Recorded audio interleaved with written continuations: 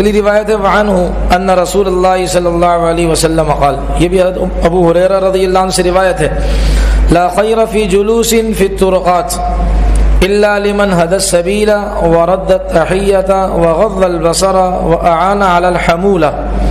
آپ علیہ السلام نے فرمایا راستوں میں بیٹھنا یہ کوئی اچھا کام نہیں ہے، راستوں میں بیٹھنا یہ کوئی اچھا کام نہیں۔ ہاں جیسے کہ پہلے بھی یہ بات آئی تھی، اگر ضرورت ہو تو بیٹھے تو پھر راستے کا حق ادا کرے، وہ نبی علیہ السلام نے پھر آگے بتایا۔ ہاں مگر اس شخص کے لیے بھلائی کا کام ہے کہ جو راستہ گم کرنے والوں کو راستہ بتائے، کہ کوئی آدمی آپ بیٹھے ہوئے ہیں وہ آپ سے پوچھ رہے کہ جی مجھے راستہ یہ فلاں مسجد کہاں ہے، فلاں گلی کون سی ہے، فلاں جگہ کون سی ہے، آپ نے ان کو راستہ بتا دیا۔ یا کوئی نابینا ہے اس بیچارے کا ہاتھ پکڑ کر ہم آگے تک لے گئے، تو نبی علیہ السلام نے فرمایا یہ اگر یہ کرتا ہے تو اس میں بھلائی ہے، یہ قابل برداشت ہے۔ اور دوسرا سلام کا جواب دے، راستے میں اگر بیٹھا ہے مجبوری ہے تو سلام کا جواب دے۔ اور تیسرا یہ کہ نگاہوں کی حفاظت کرے، عورتوں کو نہ دیکھے، اجنبی عورتوں کو نہ دیکھے، اپنی نگاہوں کی حفاظت کرے۔ اور چوتھا نبی علیہ السلام نے اس حدیث میں فرمایا کہ کوئی آدمی بوجھ لاد کر جا رہا ہے اپنے اوپر تو اس کے ساتھ تعاون کر لیا، کہ بڑے میاں ہیں، کوئی بزرگ ہے تو کہا کہ چچا جان آپ مجھے دے دیں، میں جو ہے نا وہ لے جاتا ہوں، اس طرح وہ آگے تک ان کے لیے وہ لے جا، ان کے ساتھ تعاون کرے۔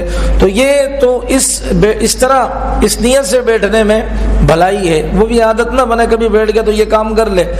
تو اس آپ علیہ السلام نے یہ راستے کے آداب بتائے۔ اب غور کیجئے کہ اللہ کے نبی علیہ السلام اتنا ادب مجھے آپ کو بتا رہے ہیں کہ راستے میں اگر آنا ہی پڑے تو پبلک کو تکلیف نہ ہو، لوگوں کو تکلیف نہ ہو۔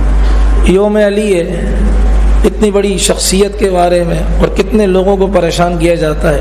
10 محرم میں کتنے لوگوں کو پریشان کیا جاتا ہے، ربیع الاول کے مہینے میں کتنے لوگ پریشان ہوتے ہیں، موبائل سسٹم بند کر دیا جاتا ہے، مریض تڑپ رہے ہوتے ہیں، اور کوئی اپنے پیاروں کو ہاسپٹل لے کے جا رہا ہوتا ہے، ضرورت پڑتی ہے اپنے پیاروں کے ساتھ رابطہ کرنے میں، کہیں پیسوں کا مسئلہ آتا ہے، بلڈ اور خون کا مسئلہ آتا ہے، اور پھر کتنے معاملات ایسے ہوتے ہیں۔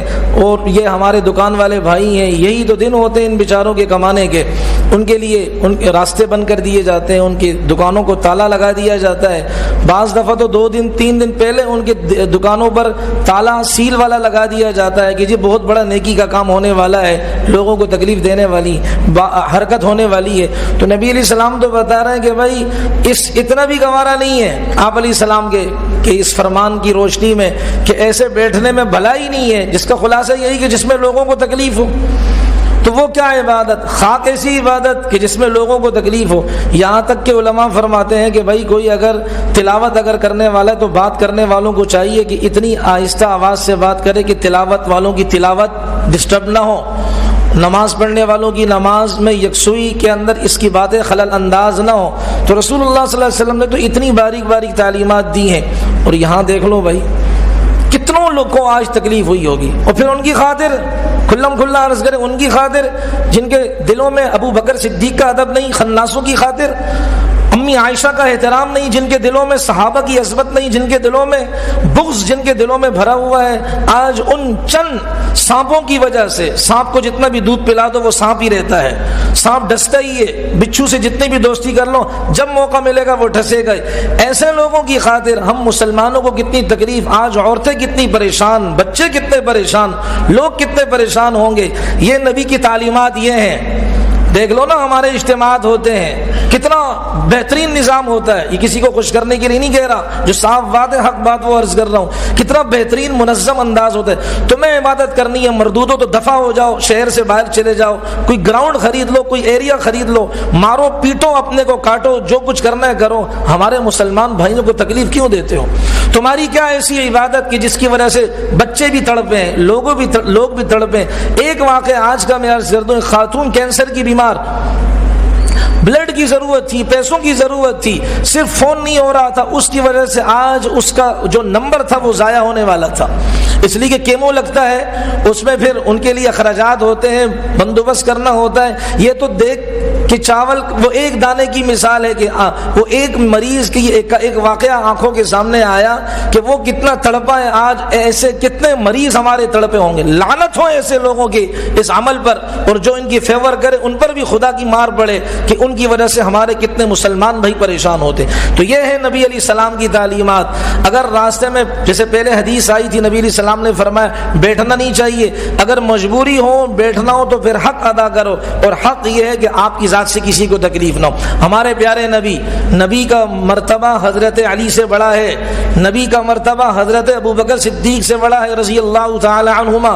رسول اللہ صلی اللہ علیہ وسلم کی حدیث پاک ہے, اور یہ صحابہ نبی کی حدیث کو فالو کرنے والے تھے. نبی علیہ السلام نے ایک موقع پر نہیں فرمایا کہ صدقہ یہ بھی ہے کہ گری ہوئی چیز, اذیت دینے والی چیز جس سے آپ کے بھائیوں کو تکلیف ہوگی اس کو راستے سے ہٹا دیں تاکہ کسی کو تکلیف نہ ہو. اور ایک واقعہ آتا ہے, ایک آدمی جا رہا تھا, راستے میں ایک درخت کی شاخ جھکی ہوئی تھی, اس نے کہا میرے بھائی آئیں گے ان کو تکلیف ہوگی, اس نے وہ شاخ اس نیت سے ہٹا دی تاکہ میرے بھائی کو تکلیف نہ ہو. اللہ کو یہ عمل اتنا پسند آیا کہ اللہ نے اس کے لیے جنت کا فیصلہ کر دیا.